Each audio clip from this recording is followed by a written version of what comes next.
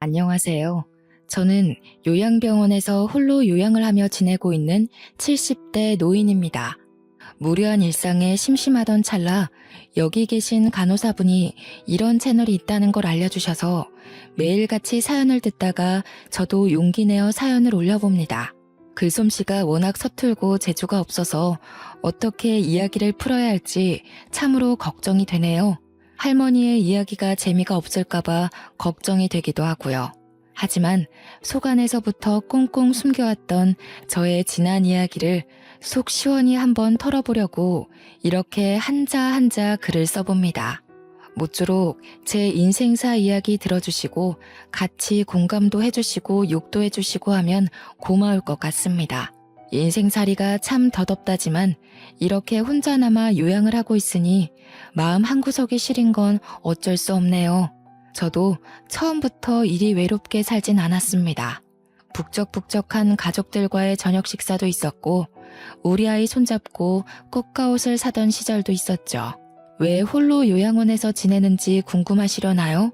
그럼 지금부터 이야기를 시작하겠습니다. 저에게는 믿기지 않으시겠지만 자식이 셋이나 있습니다. 각자 2살 터울씩인데 듬직한 아들 둘에 곱디고 온 딸 하나가 있죠. 남편이랑 얼마나 금슬이 좋았는지 대충 짐작이 가시나요? 없는 살림에 무리해서 자식을 셋이나 놓고 살 정도로 남편과 저는 행복했습니다. 우리 배는 고라도 자식들은 항상 배가 빵빵하게 먹이면서 그렇게 살았습니다. 그래도 막내딸을 낳았을 때 우리 형편은 꽤 좋았습니다. 자식들 아프면 병원 바로 데리고 갈 수 있고 자식들이 뭘 필요로 하면 바로 사줄 수 있는 그 정도의 형편은 되었죠. 우리 첫째 아이가 10살이 되었을 때까지 우리 가족은 하루하루가 늘 행복했습니다. 동생들을 챙기는 첫째와 가운데서 개구진 모습으로 늘 장난을 치는 둘째, 그리고 애교가 넘쳐 흐르는 막내까지. 하루가 이렇게 짧은가 싶을 정도로 아이들만 보고 있으면 시간 가는 줄 몰랐습니다. 우리 가족의 사이는 정말 좋았죠. 남들이 전부 인꼬 부부 사이에서 태어난 강아지 같은 놈들이라며 부러워했어요. 주말마다 웃음이 끊이지 않는 저희 집을 기웃거리는 동네 주민들까지 있었으니 말 다 했죠. 그런데 우리 가족의 행복은 평생 가지 못했습니다. 우리 첫째 아이가 10살을 맞은 그해 겨울 갑자기 남편이 심장마비로 세상을 떠나게 되어버렸죠. 아무런 예고 없이 찾아온 심장의 정지는 우리 가족들의 행복도 정지시키고 말았습니다. 아이들은 아빠의 부재를 실감하지 못했고 저는 남편의 몫까지 책임져야 하는 무거운 어깨를 가지게 되었습니다. 아빠가 멀리 일하러 간 것이라 생각하는 아이들은 밤마다 아빠와 통화를 하게 해달라며 저를 보채곤 했습니다. 그럴 때마다 아이들에게 눈에 힘을 주며 큰 소리를 내야 했던 제 심정을 다들 이해하실까요? 그때 왜 아빠를 찾는 아이들에게 좋은 말 한마디 못해주고 화를 내야만 했는지 저도 참 후회가 되네요. 하지만 그렇게 해야 아이들이 하루빨리 아빠를 잊고 제 마음을 이해해 줄 수 있을 거라 믿었습니다. 아이들 가슴에 아빠라는 존재를 꽁꽁 묻어버리게 하는 짓이라고는 생각하지 못했죠. 다행히도 심장마비로 죽었지만 보험금을 받을 수 있었고 그 보험금 몇 푼이 우리 아이들의 대학 등록금이라 생각하고 버텼습니다. 저는 첫째 아이가 10살이었지만 갓 30살을 넘긴 나이였기에 무슨 일이든 할 수 있을 거라 믿었습니다. 그때부터 저는 생계를 책임지기 위해 발빠르게 뛰어다녀야 했어요. 저에게도 안정이라는 게 필요했고 아이들에게도 현실에 적응할 수 있는 계기가 필요했기 때문이었습니다. 제가 일을 하고 바쁘게 살아야 우리 아이들도 저만큼 바쁘게 살 수 있을 거라고 생각했어요. 그 당시에 저는 세상에 혼자 남겨진 기분이었고 아이들이 은근히 짐덩어리처럼 느껴졌기 때문에 어떻게든 움직여야만 했습니다. 내가 자리를 잡아야 우리 아이들도 자리를 찾아갈 거라고 믿었던 탓이죠. 애들은 점점 크고 돈은 더 들어가니 어떻게 돈을 벌어야 하나 고민하던 찰나에 오랜 동네 친구가 저에게 땅을 사두라고 일러주더군요. 평택에 있는 땅인데 개발이 될 거라면서 저에게 미리 사둬야 싼값에 많은 이득을 볼 수 있을 거라고 했습니다. 저는 친구만 믿고 혹해서 땅을 사버렸습니다. 남편이 저와 아이들을 위해 남겨준 보험금을 탈탈 털어서 평택의 어느 땅이라 했는지 기억도 안 나는 임야를 사들였어요. 당시 평택 땅은 정말 값이 나가지 않았기에 보험금을 탈탈 털어 사면 꽤 많은 평수의 땅을 가질 수 있었습니다. 그때 땅을 직접 보고 샀어야 했는데 오랜 친구가 저의 뒤통수를 칠 거라는 생각은 하지도 못하고 땅을 구매했죠. 나중에서야 그래 나에게 땅이 있지 하는 마음에 찾아간 평택 땅은 정말 황무지였습니다. 아무것도 없는 넓은 대지. 그곳은 밭으로도 논으로도 쓸 수 없는 그냥 황무지 같은 넓은 땅뿐이었습니다. 상가를 지을래도 옆에 아무것도 없는 허허벌판에 건물 하나 있어 어디다 쓰겠습니까? 저는 허탈한 마음을 숨길 수가 없었습니다. 이게 어떤 돈으로 산 땅인데 이렇게 아무것도 없는 허허벌판이라니. 제 마음처럼 공허함만 가득할 뿐이었죠. 당장 생계를 꾸려야 할 돈을 털어 땅을 샀으니 제 수중에 돈이 얼마나 있었겠습니까? 남편과 함께 무리해서 구한 집을 팔 수도 없는 노릇이었기에 저는 바로 동네의 구직 자리를 알아보았습니다. 저희 동네에는 큰 시장이 하나 있었는데 그곳에 상인들을 대상으로 하는 배달 전문 식당이 하나 있었어요. 그곳은 홀 테이블은 4개밖에 없고 전부 배달 장사를 하는 곳이었습니다. 저에게는 어쨌든 돈이 필요했고 조금이라도 더 월급을 주는 곳에서 일을 하고 싶었기 때문에 물불 가리지 않고 그 식당에 취직을 했습니다. 식당 사장님은 손이 빠른 저를 좋아하셨고 저는 목이 수그러드는 것도 잊은 채 머리에 백바늘이고 시장 곳곳을 배달했습니다. 시장에 나물을 파는 할머니도 건어물을 파는 아저씨도 모두 저를 안타깝게 생각하셨지만 좋았어요. 제가 불쌍해질수록 한 푼 더 쥐어주는 돈이 저를 행복하게 만들었거든요. 아이를 셋이나 키워야 하는 저는 아침 식당이 문 열 때부터 상인들이 문 닫는 시장 마감 시간까지 열심히 뛰어다녔습니다. 그런 저를 상인들이 참 예뻐해 주셨죠. 하지만 좋은 마음만 가지고 예뻐해 주시는 분들도 있는 한편 그렇지 않은 사람들도 있었습니다. 제가 정말 진절머리나게 생각하는 나무를 파는 할머니가 한 분 계셨습니다. 그 할머니는 억척스럽게 장사를 하기로 유명하신 분이었는데 그래도 나물 하나는 기가 막히게 다듬어 파셔서 종종 사러 오는 단골 손님들이 있었죠. 할머니는 주변 상인들에게도 꽤 미움을 받는 분이셨습니다. 아나무인에 성질머리 더럽고 욕도 잘하고 10원 한 푼까지도 지옥 끝까지 쫓아가서 받아낸다고 유명했습니다. 하지만 식당 주인이 음식 주문을 거절할 리 있겠습니까? 주인 부부는 저를 예뻐하셨지만 주문을 거절하시는 분들은 아니었죠. 그 할머니 역시 저에게 바라는 게 있어 매번 주문을 하고 저를 기다리셨습니다. 저는 할머니의 나물가게 배달 가는 일에 세상에서 제일 힘들고 지치는 일이었죠. 그 이유는 바로 할머니에게는 지체장애가 있는 아들이 하나 있었는데 무려 저보다 16살이나 많은 사람이었습니다. 그 지체장애 아들은 할머니가 홀로 키우고 있었기 때문에 늘 나물가게 한 구석에 앉아서 혼자 장난을 치며 놀고 있었죠. 집에 두고 다닐 수가 없어 나물가게에 데리고 다닌다며 저한테 쓱 들이미시는데 제가 얼마나 놀랐는지 몰라요. 자네 애가 셋이나 딸린 과부라며? 우리 아들이 정신이 좀 어려서 그렇지 아주 듬직한 놈이야. 지 마누라 생기면 아주 마누라만 졸졸 쫓아다닐 놈이라고. 등치만 컸지 정신이 딱 자네 아이들하고 비슷할 것 같은데 애 하나 더 키워보는 셈치고 우리 아들이랑 살아보는 게 어때? 내가 나물 팔아서 건물 돌린 거 알지? 저는 너무 놀래서 아니라고 손사래를 쳤지만 나물 파시는 할머니는 그런 저에게 부끄러워하지 말라면서 자기 좋을 대로 생각하셨어요. 아무리 제가 애가 셋이 딸린 과부라도 그렇지 어떻게 지체장애가 있는 아들까지 돌보라며 데려가라는 말을 할 수 있겠습니까? 저는 저를 무시한 것뿐만 아니라 본인 아들을 짐덩이로 생각하는 할머니를 피해 다닐 수밖에 없었습니다. 그런데 문득 제 가슴에 그런 비수가 꽂히더군요. 제가 저의 아이들을 짐덩이로 생각했었다는 그런 비수요.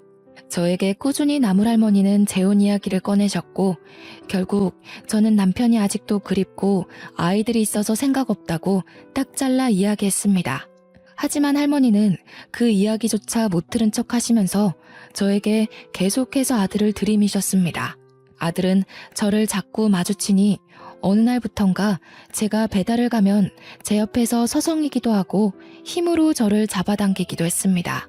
그럴 때마다 저는 정말 무섭기도 하고 소름이 끼치기도 해서 도망가고 싶어 죽을 지경이었습니다.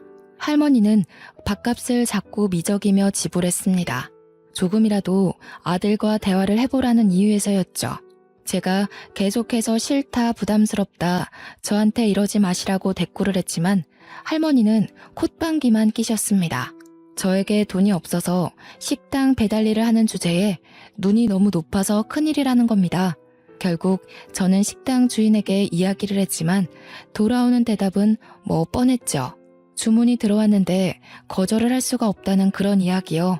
저는 그 뒤로 더욱 단단히 정신을 차리고 배달을 다녔습니다. 혹여라도 할머니의 아들이 저에게 힘으로 무섭게 군다면 중요 부위라도 발로 차고 눈이라도 찔러서 도망쳐야겠다는 생각만 했죠. 그러던 어느 날 할머니가 저에게 이야기하시더군요. 작작 좀 튕기고 우리 아들 이제 좀 받아줄 때가 되지 않았나? 애가 셋이나 딸린 과부 주제에 뭘 자꾸 도망가고 앉았어? 어디 가도 이런 혼처 구하기 힘들어. 내가 자네 이름으로 건물 올려준다니까. 주위 이야기를 들어보니 할머니도 아들 치료비로 돈이 많이 나가는 상태라 건물 같은 건 올리지도 못했다고 하더군요. 저를 속이며 어떻게든 저를 아들과 엮으려는 심산이었던 거죠. 제가 건물을 준다고 하면 냉큼 혼인신고라도 할 줄 알았는지 쉼없이 들먹이는데 제가 넘어가질 않으니 조바심이 난 눈치였습니다. 그러면서 저에게 우리 아들한테 웃어주는 바람에 아들이 저를 색시로 생각하고 있다는 미친 소리까지 내뱉더라고요. 저는 할머니한테 도대체 저한테 왜 이러시는 거냐고, 저는 죽어도 싫다고 하지 않았냐고, 음흉하게 저를 보는 것도 너무 소름 끼친다고 했습니다. 제가 큰 소리를 내면서 거절하자 지체장애가 있는 아들은 힘껏 수그러들고 할머니는 씩씩거리면서 저한테 소쿠리를 던지시려고 했어요. 그때 옆 가게에 있던 건어물 가게 사장님께서 할머니한테 소리를 질러주셨습니다. 할매, 노망 났어? 왜 자꾸 싫다는 사람한테 저 등신을 들이밀어? 할매나 평생 저 등신 수발 들면서 살아. 애꿎은 사람한테 자꾸 떠넘기려고 하지 말고. 나물 할머니는 말 다 했냐며 건어물 가게 사장님과 싸우려고 하셨습니다. 저를 은근히 흘겨보시면서 애 셋이나 딸린 거 받아주겠다는데 뭐 저리 고기 한 척 튕기고 앉아있냐고 하시더군요. 건어물 가게 사장님은 저에게 욕받다며 그냥 무시하고 가라고 저한테 최대한 배달을 오지 말라고 했습니다. 그게 제 마음대로 되는 건 아니지만 알겠다고 하고 떠났죠. 한 3일 정도 정말 주문을 하지 않던 나물할머니가 갑자기 주문을 하셨더라고요. 사장님은 저에게 무척이나 미안해 하셨지만 그래도 일이니 어쩌겠어요. 평소에도 제가 나타나면 어떻게든 저를 끌고 가려고 했던 할머니와 은근히 제 옆을 빙빙 도는 아들 때문에 걱정이 됐지만 그래도 용기 내서 갔습니다. 세상에 더러운 일이 얼마나 많은데 그깟 결혼 좀 들이댔다고 내가 배달을 피해서야 되겠나 하는 마음이었죠. 주변 상인분들도 더러 저를 도와주셨기 때문에 걱정하지 말자는 생각으로 할머니 가게에 도착을 했습니다. 할머니는 화장실을 가신 건지 소쿠리 안에 음식값이 들어있었습니다. 저는 돈만 챙기고 음식을 내려놓고 나오려고 했는데 할머니 아들이 제 옆에 불쑥 나타나더니 저를 힘으로 막 끌고 가는 것이 아니겠어요. 저는 너무 놀라서 소리도 못 지르고 잡아당겨지는 대로 질질 끌려갔습니다. 가게 문 일부가 셔터에 내려가 있었는데 그 안쪽으로 저를 확 밀어넣는 겁니다. 그때서야 저는 정말 두려움을 느끼게 되었습니다. 이곳에서 무슨 일이 일어나도 셔터 안쪽 어두운 공간이라 보이지도 않겠다 싶었거든요. 순간 할머니가 일부러 화장실을 간다고 자리를 비운 건가 싶기도 했습니다. 아들이 힘으로 저를 어떻게든 해보려고 하면 할머니가 그 꼴을 보고 당장 결혼해라, 우리 아들을 깨어냈다 할 것 같았거든요. 저는 필사적으로 아들을 발로 차며 소리를 질렀습니다. 셔터 안쪽에서 소리를 치니 바깥에는 잘 들리지 않는 것 같더라고요. 저는 목이 쉬어라 계속해서 소리를 쳤습니다. 제발 살려주세요, 도와주세요 하면서 말이죠. 나중에는 눈물까지 나더라고요. 힘이 어찌나 센지 저한테 아무 말도 않고 죽죽 힘만 써대는데 정말 도망다니고 발버둥 치는 것도 한계가 있다는 걸 알았습니다.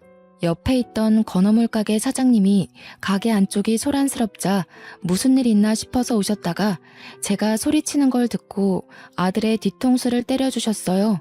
깜짝 놀란 할머니 아들이 건어물 가게 사장님을 째려보자 사장님이 근처 상인들 다 들으라고 큰 소리를 쳤습니다. 어디 지네 엄마한테 못된 것만 쳐 배워가지고 이따위 짓을 하냐면서 동네 사람들 다 이 집 피해 다니라고 고래고래 소리를 치셨어요. 그러자 음식을 시켜놓고 나타나지도 않던 나물할머니가 헐레벌떡 뛰쳐나오더니 아니 무슨 그런 소리를 하고 다니냐고 건어물 가게 사장님이랑 싸우더라고요. 저는 그때 확신했습니다. 나물할머니가 이 모든 일을 꾸며놓고 일부러 나타나지 않았다는 것을 말이죠. 저는 서러움에 엉엉 울면서 가게에 돌아왔고 제가 배달을 가서 돌아오지 않으니 걱정하셨던 사장님 부부는 제 꼴을 보고 깜짝 놀라셨습니다. 그러더니 저한테 미안하다고 진심으로 사과를 하시며 배달일에서 빼주시고 저를 주방으로 돌려주셨습니다. 다행히 인원을 더 뽑으려고 했었다면서 주방에서 일을 해주는 게 좋겠다고 했어요. 며칠 뒤에 나물 할머니가 가게까지 찾아와서 일을 어찌 이리 크게 만드냐고 그냥 우리 아들이랑 결혼하면 됐잖아 라며 적반하장으로 굴었습니다. 가게 사장님은 할머니에게 소금을 뿌리면서 노망난 할매 주문 안 받아줄 거라면서 아들을 보호소에 보내던지 하라고 소리치셨죠. 나물할머니는 끝까지 지체장애가 있는 아들을 받아주지 않은 제 탓을 하셨지만 주변 상인들은 모두 제 편을 들어주셨습니다. 그 뒤로 주방에서 저는 음식을 만들기 시작했습니다. 처음에는 외워야 할 레시피가 너무 많아서 힘들었지만 적응되니 안 보고도 술술 만들어낼 수 있겠더라고요. 식당 일이 끝나면 항상 남은 반찬들을 싸주시는 사장님 부부 덕에 애들 먹일 반찬과 밥을 넉넉히 챙길 수 있었습니다. 아이 셋을 키우느라 힘들지 하시면서 간혹 고기도 몰래 내어주실 때는 정말 제가 인복이 있는 사람이구나 하는 걸 느낄 수 있었죠. 배려도 얼마나 많이 해주시는지 아이들의 소풍날이나 운동회 날에도 제가 아이들 도시락을 쌀 수 있도록 가게 주방을 내어주시는 분들이셨습니다. 제 아이들이 가게에 놀러오면 손에 꼭 1,000원이라도 쥐어주시던 사장님 부부셨어요. 우리 애들 정말 배 한 번 골아본 적 없이 든든하게 채워가면서 공부시켰습니다. 물론 과외나 학원 같은 데는 못 보내봤지만 애들이 알아서 스스로 공부를 잘해주었습니다. 다들 자식 농사 잘 지었다고 어찌 저리 똑똑하냐고 비법이 뭐냐고 물어볼 정도였어요. 우리 남편 닮았으니 똑똑하죠. 하고 대꾸하면 아직도 남편 타령이냐고 핀잔을 주시는 분들도 있었지만 대부분 저를 참 안타까워하면서도 대견하게 봐주셨어요. 시간이 흐르고 흘러도 저는 항상 제 자리를 지키며 음식을 만들었습니다. 적어도 우리 막내가 20살이 될 때까지만이라도 일을 해야 밥을 마음껏 먹일 수 있을 텐데 하는 마음에서 버텨냈어요. 손에 화상을 입고 식당 일을 한다며 무시당하고 술 취한 취객이며 상인들이며 모두 저를 힘들게 할 때에도 저는 아이들을 생각하며 버텼습니다.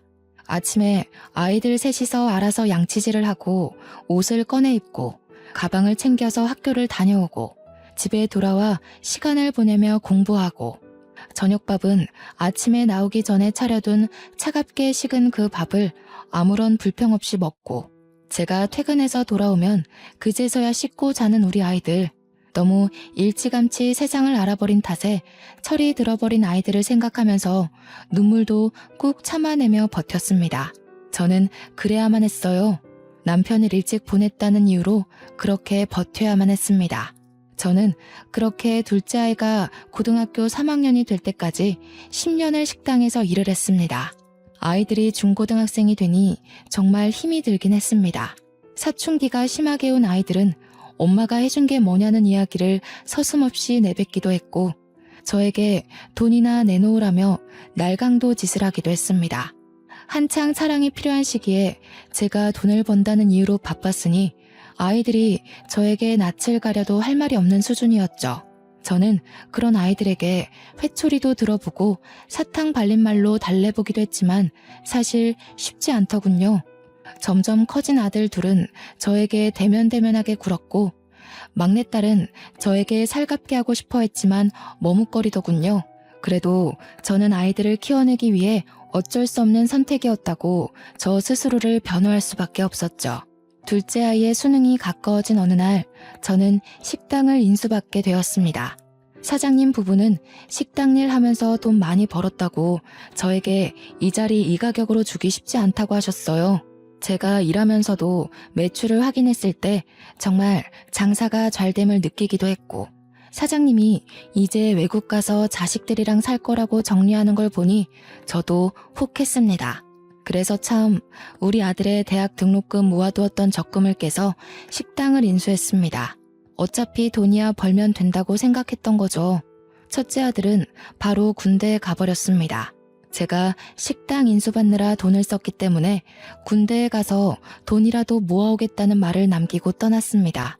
홀로 논산훈련소에 도착했다며 저에게 전화가 왔을 때는 정말 가슴이 미어지는 기분이 들었죠. 아들은 덤덤했습니다. 저에게 돈 많이 벌어두라며 군대에서 착실하게 모아오겠다며 대한민국 남자들은 누구나 가는 거라고 오히려 저를 안심시키더군요. 그러면서 저에게 그동안 말도 안 듣고 엇나가서 죄송하다고 했습니다. 저에게 대면대면했던 아들들이지만 그래도 공부 하나는 착실하게 했던 놈들이라 저는 그런 마음 갖지 말라고 했어요. 우리 아들과 딸 어디에 내놔도 자랑스럽고 든든하다고요. 첫째 아들이 대학 등록금이 부담스러워 군대에 떠나고 둘째 아들도 대학에 합격했습니다. 둘째 아들이 군대에 갈 땐 첫째 아들이 제대를 했고 막내딸도 대학에 들어가게 되었죠.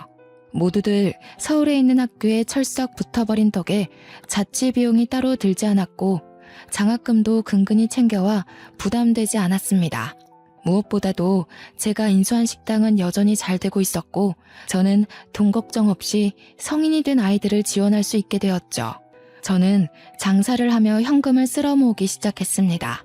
왜냐하면 시장 특성상 현금으로 거래를 했기 때문입니다. 다들 주머니에서 현금을 꺼내 밥값을 결제해 주신 덕분에 제 통장 잔고도 점차 늘어났죠. 첫째 아들은 대학을 졸업하고 공무원 시험을 봐서 합격을 했고 둘째 아이도 대학 졸업을 마친 상태였습니다. 막내 또한 졸업을 앞두고 취업 준비를 하고 있었죠. 우리 가족에게는 어느 정도 여유가 생겼고 다시 화목해질 일만 남았다고 생각했습니다. 그런데 첫째 아들이 어느 날부턴가 저와 말을 섞지 않기 시작했습니다. 저는 다시 사춘기 시절의 기억이 떠올라 조금 아들이 무서워지기 시작했죠. 저에게 엄마가 해준 게 뭐가 있냐며 대들던 그 모습이 자꾸 떠올랐어요.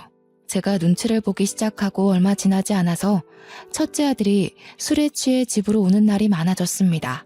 공무원 일을 하면서 뭔가 힘든 게 있나 싶으면서도 아들은 저에게 속내를 털어놓지 않으니 자꾸만 신경이 쓰이곤 했습니다. 그렇게 날이 선 시간을 보내던 어느 날 국세청 세무조사가 나오더니 저에게 어마어마한 벌금과 세금을 물리더라고요. 이유인즉슨 시장 특성상 현금 거래가 잦은데 제가 현금 영수증을 끊어준 적 없이 돈을 모두 가로챘다는 이유였습니다. 제가 세금을 내지 않았기 때문에 탈세를 했다는 이유였어요. 저는 단지 무식해서 몰랐던 것뿐인데 그걸 해야 된다는 걸 놓친 것뿐인데 저에게 벌금과 세금을 물리니 억울했습니다. 앞으로는 꼬박꼬박 할게요 라고 몇 번이고 용서를 구했지만 나란 일 하는 사람들이 호락호락하지 않더군요. 이전 사장님도 저와 똑같이 장사를 했는데 왜 저한테만 이러는지 이해를 할 수 없었지만 제가 잘못한 거라고 하니 참았습니다. 그런데 일이 거기서 끝이 아니었어요. 탈세는 제가 했는데 우리 첫째 아들에게도 꼬리표가 따라붙기 시작한 것이었습니다. 제가 탈세 혐의를 받자 세금 업무를 보던 아들은 근무하던 곳에서 엄청난 압박을 받았다고 하더군요.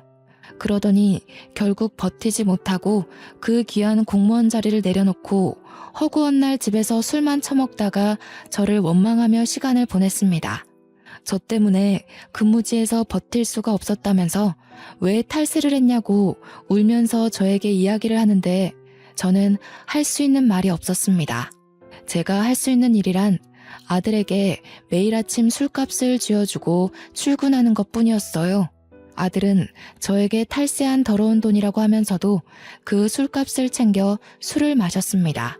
첫째 아들이 망가져가는 사이 둘째 아들은 중소기업에 취직해서 착실한 하루를 보냈고 막내딸은 백화점에 취직했습니다. 각자 자리에서 열심히 일을 하는 동안에도 첫째는 자긴 결혼도 못할 거라면서 술에 취해 살다가 간암에 걸리고 말았습니다. 술을 그렇게 마셔댔으니 당연히 몸이 성치 않을 것이라 생각을 하면서도 아들을 살피지 못한 제가 죄인이었죠. 일이 바쁘다는 이유로 술만 먹는 아들에게 잔소리 한번 못한 저는 간암이라는 아들의 말에 오열을 할 수밖에 없었습니다. 그때도 아들은 제 탓을 하더라고요. 엄마가 술값을 쥐어주지만 않았어도 이렇게 술을 먹지 않았을 거라고요. 나이 30살의 간암이라 하니 저는 정말 하늘이 무너지는 기분이었습니다. 우리 아들 나이에 저는 과부가 되었는데 우리 아들은 나이 30살에 간암에 걸리는구나. 이게 무슨 개떡 같은 운명인가 하면서요. 저는 현실을 잊고 싶어 더욱 식당 일에 매달렸습니다. 그럴수록 우리 아들은 말라갔고 죽어갔습니다. 결국 투병 생활을 하느라 저는 모아두었던 모든 돈을 꺼내어 최고의 의료진에게 치료를 받을 수 있도록 노력했습니다. 하지만 아들은 이미 자기 인생을 비관하기 시작했고 살 이유가 없다면서 하나둘 손에서 모든 걸 놓았습니다. 살아내려는 의지가 없으니 당연히 병마와의 싸움에서 지고 말았습니다. 투병 2년 만에 우리 아들은 아버지가 있는 하늘나라로 떠나버렸죠. 저는 큰아들을 그렇게 보내고 하염없이 울었습니다. 하늘은 뭐가 그리 급해서 우리 아들 한창 나이에 데려가느냐고. 내가 이렇게 고생고생하며 하루를 버티고 사는데 어찌 이런 시련을 주시냐고 원망을 했죠. 하지만 시간은 또 흐르더군요. 첫째 아들이 그렇게 허망하게 세상을 떠났지만 그래도 뱅뱅 도는 시계는 여전히 움직이고 있었습니다. 둘째 아들과 막내딸도 나이가 차니 결혼을 하겠다고 했습니다. 저는 첫째 아들이 죽은 것이 마음속 깊이 상처로 남았지만 며느리도 생기고 사이도 생기니 다시 일어날 수 있었습니다. 새 출발을 한다는 마음으로 살아보기로 결심했죠. 손주들 많이 낳고 북적북적하게 잘 살아다오 하는 말로 두 아이를 시집장가 보냈습니다. 제 말이 씨가 됐는지 막내딸내는 아들 하나 딸 하나 낳고 잘 살고 있었는데 아들네 집에서는 도통 아이 소식이 없었습니다. 저는 시어머니가 시집살이 시킨다는 소리를 듣지 않기 위해서 며느리에게 단 한 번도 아이로 스트레스를 주지 않았습니다. 아이를 낳지 않고 살아가는 사람들도 있다고 하니 그냥 그런가 보다 하고 넘어갔어요. 물론 아들을 똑 닮은 손주를 보고 싶은 마음이 있었음에도 제가 잔소리를 하는 순간 시가에서 귀찮게 한다는 이야기를 들을까봐 꾹 참았어요. 하지만 궁금한 건 어쩔 수 없어 은근히 며느리에게 한번 물어보니 며느리가 제게 성질을 팍 내더라고요. 우리 아들이 불임이었던 것이었어요. 씨가 없는 수박이라고 그러더군요. 아이를 가질 수 없는 몸이라고 병원에 가서 검사까지 했다고 하는데 저는 정말 믿을 수가 없었습니다. 우리 아들이 불임이라는 소리는 정말 첫째 아들이 간암이라고 선고를 받았을 때랑 비슷한 충격을 저에게 주었습니다. 어찌하여 시간이 흐를수록 저에게 이런 시련만 닥쳐오는지 믿을 수가 없었습니다. 며느리는 저에게 아들이 불임이라 요즘 관계가 소원하다고 하더군요. 제가 하는 모든 게 다 간섭 같고 귀찮다고 했어요. 저는 그런 며느리에게 아무 말도 해줄 수가 없었습니다. 우리 아들이 불임인데 제가 뭐라 위로를 덧붙이겠나요? 며느리에게 바깥에서 아이를 낳아오라고 할 수도 없는 처지 아니겠습니까? 저는 모든 걸 감내하며 버텨야 된다고 생각했습니다. 시간이 지날수록 통장 잔고는 불어나지만 외로워지는 건 어쩔 수가 없었습니다. 그런데 이 불임인 아들놈이 아주 미친 짓을 하고 다녔더라고요. 며느리랑 관계가 소원해지니 다른 곳으로 눈을 돌렸던 것이죠. 바람을 피고 다니다가 며느리에게 딱 걸리고 말았던 것입니다.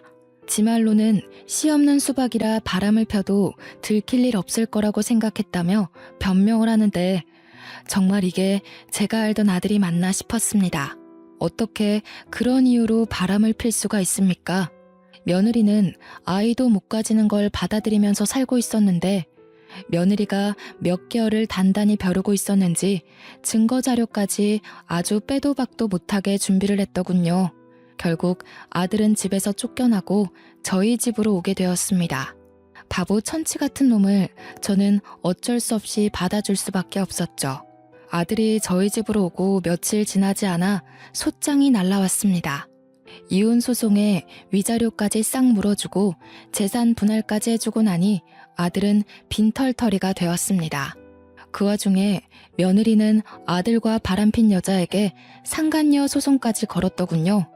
어느 날 모르는 여자가 집에 찾아와 저에게 상간녀 소송에 걸렸다고 해서 알았습니다. 저도 당신 아들이 유부남인지 모르고 속아서 만났던 거예요. 제가 왜 상간녀 소송에 걸려야 하는지, 이 돈을 물어내야 하는지도 모르겠거든요. 저도 사기당한 거니까 당신 아들이 돈 물어내게 하라고요. 그러면서 저에게 소송에서 졌다고 돈을 물어내라는 판결문을 확 던지는데 눈이 돌아버릴 것 같았습니다. 어디 유부남이 총각 행세를 하고 여자를 꼬시고 다닌단 말입니까? 저는 아들이 정말 미친놈처럼 보였습니다. 아들은 결국 상간녀에게 돈까지 쥐어주고 말았죠. 덕분에 빈털터리가 되었습니다. 저는 이 꼴이 어딘가 익숙했습니다. 우리 첫째 아들 생각이 나더라고요. 그래서 둘째에게 이야기했습니다. 절대 술은 먹지 말라고. 너네 형 생각해서 술은 먹지 말라고 했습니다. 하지만 그게 쉬운 일은 아니었습니다. 아들과 며느리는 같은 회사에서 만나 연애를 하고 결혼을 했던 터라 아직도 같은 회사에 다니고 있었거든요.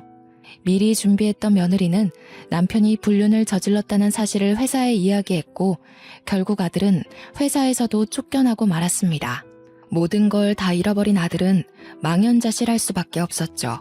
퇴사 명령을 받고 퇴직금 몇 푼 챙겨 나온 아들은 집 밖으로 나오길 거부했습니다. 저는 아들에게 식당 일이라도 도우며 살라고 했지만 아들은 들은 척도 하지 않았습니다.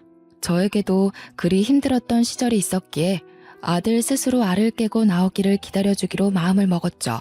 딸은 그때까지도 백화점에서 여전히 일을 하고 있었는데 애를 둘이나 낳고 워킹맘으로 사는 게 쉬운 일이 아니라며 고민을 하고 있었습니다. 큰아들이 죽은 지 1년도 지나지 않아 둘째까지 사고를 친 마당에 막내딸이 저에게 돈을 빌려달라고 하더군요. 저는 이미 탈세 때문에 세금을 나눠서 내고 있었던 중이라 큰 돈을 내어줄 만한 상황이 되지 않았습니다. 그래서 딸에게 솔직하게 이야기해라. 얼마가 필요하고 어떤 일 때문에 그러냐고 물어봤습니다. 딸은 우물쭈물하면서 저에게 실토했죠. 사실은 남편 몰래 빚이 좀 있어서 그래요. 돈 좀 빌려주세요. 아니, 사위 몰래 빚을 질 일이 뭐가 있어. 사위가 돈을 안 벌어다 주는 것도 아니고 애들 키우면서 빠듯한 것도 아니지 않니? 엄마, 그냥 돈 좀 빌려주면 안 돼요? 엄마 현금 쓸어 담는다고 소문났던데 그거 세금도 나눠서 내는 거잖아. 나 진짜 급하단 말이야. 뭐 때문인지 정확하게 모르는데 내가 다짜고짜 빌려줄 순 없다. 백화점에서 일하면서 명품을 얼마나 많이 보는지 알아요? 다들 하나씩 백 하나 들고 있는데 나만 없더라. 그게 너무 초라해서 몇 개 샀어. 근데 돈이 없어서 대출 받아서 샀어. 됐어? 딸이 하는 말은 정말 충격적이었죠. 사치에 눈이 멀어서 대출을 받아서 명품백을 샀다는 것이었어요. 그것도 몇 개씩이나요. 저는 그게 변명인 걸 알았지만 잔소리할 경황이 없었습니다. 남들과 비교해대며 그들은 하나씩 있는데 나만 없어서 샀다는 말 자체가 너무 어이가 없고 믿기 힘들었습니다. 그들은 그들의 형편대로 맞춰서 사는 것이고 너는 너대로 살아야지 라고 말하고 싶었지만 딸아이는 이미 잔뜩 흥분해 있는 상태였어요. 그러면서 저에게 딱 5천만 원만 빌려달라고 하는 겁니다. 내가 5천만 원이 어디 있니? 네가 산 명품들 팔아서 갚으면 되겠구나. 그러니까 저한테 가방을 어찌 파냐며 팔아도 그값 안 나온다고 팔아봐야 반값이라고 저한테 울면서 읍소를 하는 겁니다. 5천만 원만 빌려주면 아무 일 없었다는 듯 살 수 있다고 하면서 제발 한 번만 도와달라고요. 그러자 옆에 있던 아들이 셀쭉 입을 내밀면서 막내한테 5천만 원 주면 자기한테도 줘야 하는 거 아니냐고 말을 덧붙이더군요. 저는 화들짝 놀라 아들을 쳐다보았습니다. 그러자 저한테 막내만 5천만 원 주면 자기는 소송을 걸겠다고 큰 소리를 치는 게 아니겠어요. 그러더니 둘이 싸우기 시작하더군요. 제가 늙으면 누가 모실 것 같냐고 하면서 서로 돈 내놔라 하면서 싸우는데 그때 제 나이가 60을 넘겼을 때입니다. 둘째 아들이야 제가 데리고 산다 치지만 막내딸은 자식도 둘씩이나 있고 아직 유치원 다니는 애들이니까 마음에 걸려서 둘째 아들 몰래 딸에게만 돈을 빌려주었습니다. 그런데 아들이 제 통장을 우연히 확인했고 이체 내역을 보더니 유산 상속한 거냐고 노발대발 저에게 화를 내면서 난리를 치더군요. 자기한테도 5천만 원을 줘야 공평하다는 이야기였습니다. 저는 이미 딸을 도와준 것도 모든 걸 다 털어져 준 것이었는데 그러더니 아들이 저에게 그 식당 이제 장사 안 되지 않냐고 벌써 몇십 년이나 된 곳인데 리모델링 하나 안 해서 낡아 빠지지 않았냐고 하더군요. 요즘 전통시장이 얼마나 발전하고 있는데 아직도 그런 한밭집을 운영하고 있냐 하는데 아들 말이 틀린 게 하나 없더라고요. 시장도 현대화됐고 젊은 애들도 많이 오는데 저는 사장님에게 물려받은 그 모습과 다를 게 전혀 없는 모습으로 장사를 하고 있었습니다. 아들은 제가 흔들리자 저에게 가게를 팔아버리라고 종용했습니다. 그러더니 판돈으로 자기 사업을 할 수 있게 도와달라고 하더군요. 저는 고민하던 와중에 그 자리를 탐내는 사람을 알게 되었고 권리금까지 두둑하게 챙겨서 가게를 정리했습니다. 가게를 정리하는 시원섭섭한 마음이 드는데 속도 모르는 아들놈은 좋다고 잘 팔았다고 돈 잘 챙겼냐고 하더군요. 아들이 저에게 사업 자금을 빌려달라 계속 이야기를 해댔고 저는 귀가 아파 결국 5천만 원을 빌려주기로 했습니다. 근데 저한테 무슨 서류에 사인을 해달라고 하더군요. 그래서 이게 무슨 서류냐 하니 제가 아들에게 돈을 빌려주었다는 각서 같은 거라고 했습니다. 차용증 같은 거라고 걱정 말고 사인을 좀 해달라고 하길래 딸과 다르게 아들은 정말 갚을 생각인가 싶어서 사인을 해주었습니다. 그렇게 아들은 사업을 시작했고 엄청나게 바쁘게 지냈습니다. 그렇게 또 시간이 흐르고 평온한 노후를 보내던 어느 날 집에 갑자기 사람들이 쳐들어오더니 내 남편과 함께 마련한 집에 빨간 딱지를 붙이더라고요. 알고 보니 아들이 저에게 사인하라 했던 그 서류가 차용증이 아닌 보증 서류였던 거였죠. 미친놈이 사업보증으로 절 세우고 돈 다 해먹고 잠수를 타버린 겁니다. 제 연락도 받지 않고 말이죠. 집은 결국 경매로 넘어가고 오갈 곳이 없어져서 저는 딸네 집으로 향했습니다. 딸 집 앞에서 벨을 누르니 저한테 여긴 왜 왔냐고 묻는데 가슴이 철렁하더라고요. 갈 데가 없어서 왔다고? 오빠한테 보증을 서줬다고? 근데 왜 나를 찾아와 엄마? 돈은 오빠한테 해주고 빚 남으니까 나한테 온 거야 지금? 무슨 소리를 하는 게야. 내가 너한테도 5천만 원 해줬잖아. 장모님, 아내한테 5천을 해주셨다고요? 그런 말 없었는데? 야, 그 돈 다 어디 갔어? 나는 왜 몰라? 아니 엄마, 그걸 여기서 말하면 어떡해. 그러면서 둘이 싸워대는데 정말 답도 없었습니다. 둘이 실컷 싸우더니 사위가 저한테 모실 수 없으니까 나가세요 하고 저를 쫓아내더군요. 딸도 문을 쾅 닫아버리는데 이게 무슨 일인가 싶고 결국 저는 오갈 데가 없어서 동네 경로원 같은 데서 잠이 들었습니다. 다음날 아침에 일찍부터 온 주민센터 직원이 저에게 여기서 뭐 하시냐고 하길래 부끄러워 도망치려 했습니다.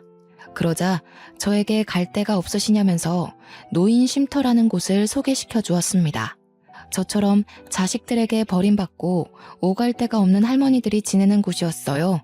그곳에서 저는 6개월을 지냈습니다. 하지만 자식들에게는 연락 한 통 오지 않았습니다.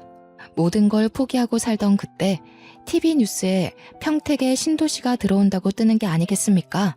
땅값이 어마어마하게 올랐다고 앵커가 떠들어대는데 제 귀에 들려오는 건 10배 이상의 차익뿐이더군요. 저는 바로 평택으로 가서 부동산을 죄다 뒤졌습니다. 제 땅이 딱 신도시 아파트가 들어오는 알박기 자리라고 시세보다도 더 많이 받을 수 있다고 하더군요. 저는 바로 큰 건설업체 대표와 미팅을 하게 되었고 엄청 비싸게 그 땅을 팔아치울 수 있었습니다. 돈이 생긴 저는 바로 제 이름으로 되어 있는 빚을 갚고 남편과 함께 살았던 그 집을 찾아올 수 있었습니다. 그래도 수중에 10억 이상이 남더라고요. 제가 빚을 갚은 걸 어찌 알았는지 그제서야 아들이 저에게 연락이 오더니 돈 좀 달라고 하길래 저는 누구시냐고 했습니다. 저는 아들 없다고 하니 저에게 거품을 물고 달려드는데 바로 경찰에 신고를 해버렸어요. 노인을 괴롭힌다고 신고를 하고 났는데 주민센터 직원이 제가 몇 개월을 쉼터에서 버틴 것까지 증언을 해주어서 경찰은 제 편을 들어주었습니다. 보호자로 딸을 불러주었는데 딸이 무슨 일이냐고 귀찮다고 소리치는 와중에 아들이 딸한테 우리 엄마 돈 생겼다고 말했는지 갑자기 돌변을 하더군요. 엄마 돈 생겼어? 와, 엄마, 이제 내가 엄마 모시고 살게. 그동안 내가 좀 철이 없었지? 엄마는 다 이해해줄 수 있잖아. 저는 소름 돋아서 그간 있었던 모든 일을 경찰에게 이야기하고 접근 금지 요청을 했습니다. 덕분에 한 달 동안 접근 금지 처리를 받게 되고 주민센터 직원의 도움을 받아 그 한 달 동안 모든 걸 정리했습니다. 저는 요양원에서 죽을 때까지 지낼 돈을 빼고 전부 노인 쉼터에 기부를 했습니다. 저처럼 소외받는 노인들을 위해 써주십사 부탁을 드렸죠. 그게 주간지 기사에 실리자마자 아들, 딸 둘 다 눈이 돌아서 저한테 연락이 오더라고요. 저는 바로 휴대폰 번호도 바꾸어버리고 제 주소를 열람할 수 없도록 금지 신청까지 모조리 다 해치웠습니다. 그래서 저는 지금 연고도 없는 동네로 내려와 요양원에서 지내면서 요양보호사들이랑 수다도 떨고 만들기도 하고 퍼즐도 하며 그렇게 시간을 보내고 있습니다. 자식 새끼들 열심히 키워봐야 소용없더라고요. 물보다 피가 진하다고 하지만 저는 지금 제 옆을 지켜주는 요양보호사들과 간호사, 그리고 간간히 찾아오는 주민센터 직원이 훨씬 가족 같고 편합니다. 끊어내야 할 땐 빠르게 끊어내는 게 정답인 것 같습니다. 날이 추워지는 마당에 모쪼록 감기 조심하시고 평온한 나날 보내시길 바랍니다. 감사합니다.